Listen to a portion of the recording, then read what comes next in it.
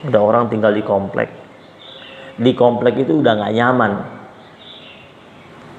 Sudah banyak kemaksiatan, banyak keburukan. Mau diperbaiki tidak bisa. Kemudian dia khawatir nanti anak turunannya yang tinggal di rumahnya dia ini nanti terpengaruh. Kemudian dia bisa pindah, bisa beli rumah di tempat lain. Dia nggak pindah-pindah, ditanya. Pindah bisa, tapi dia tidak pindah, bakal ditanya. Kalau sampai dia mati, ya, dia dianggap mati dalam keadaan zalim sama dirinya sendiri. Faulaika ma'wahum jahannam. Mereka itu adalah orang-orang yang tempatnya di neraka jahannam. Allah yang bilang. Wasa'at masira, dan seburuk-buruknya tempat kembali. Pindah kalau memang sudah ada kesempatan pindah. Mau pindah, rumahnya mau dijual, harga rumahnya 12 miliar. Belum laku-laku, ada yang tawar 8. Sayang-sayang kan.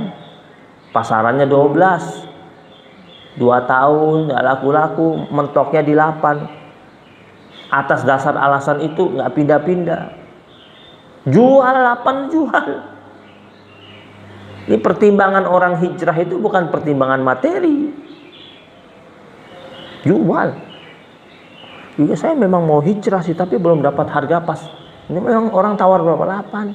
Udah 2 tahun, harusnya sekarang 12. Tapi nunggu dah, naik dulu. Nggak naik-naik, jual. Cari tempat lain. Kan dengan 8 masih bisa beli. Iya, tapi kan sayang-sayang 4. Nah, itu pertimbangan materi. Lalu sahabat-sahabat Nabi itu bukan waktu pindah dari Mekah ke Madinah, nggak ada yang dijual, ditinggalkan. Waktu Nabi mengatakan kita pindah ke Mekah, kita pindah ke Madinah, dari Mekah kita pindah ke Madinah, pindah ke Yathrib, nggak ada tuh sahabat-sahabat Nabi bilang, ya Rasulullah kasih waktu tempo 2 pekan, sebulan deh, kita urus dulu mau jualin dulu, nggak ada yang begitu. Mundur deh dulu ya Rasul, kan ini harus banyak aset ini gimana sih, nggak ada. Atau ada sahabat-sahabat yang mengatakan, ya Rasulullah kita survei dulu tempat kita bakal hijrah, survei dulu. Nggak ada juga survei. Banyak di antara mereka belum tahu Yathrib kayak apa, tapi iya aja.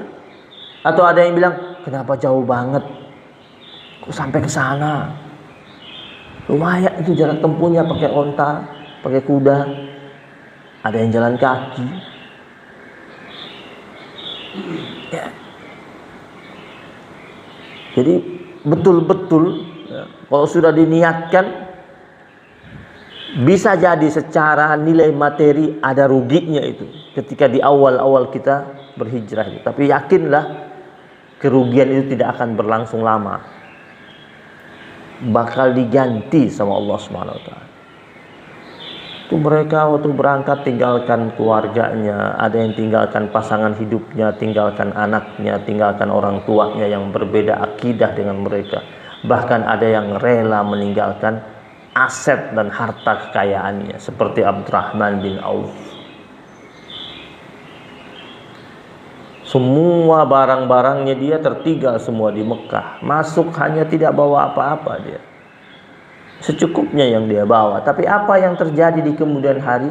Harta kekayaan beliau di kemudian hari di kota Madinah berkali-kali lipat ketimbang yang dia tinggalkan di kota Mekah. Kenapa? Hijratuhu ilallahi wa rasulihi. Hijrahnya itu menuju Allah dan Rasulnya, bukan menuju apa-apa. Ya. Makanya kan janji Allah itu dalam surat An-Nisa itu ayat yang ke-100, wa may yuhajir fi sabilillah yajid fil ardi muraghaman katsiran wasa'a. Ya. siapa saja dari hamba Allah Subhanahu wa taala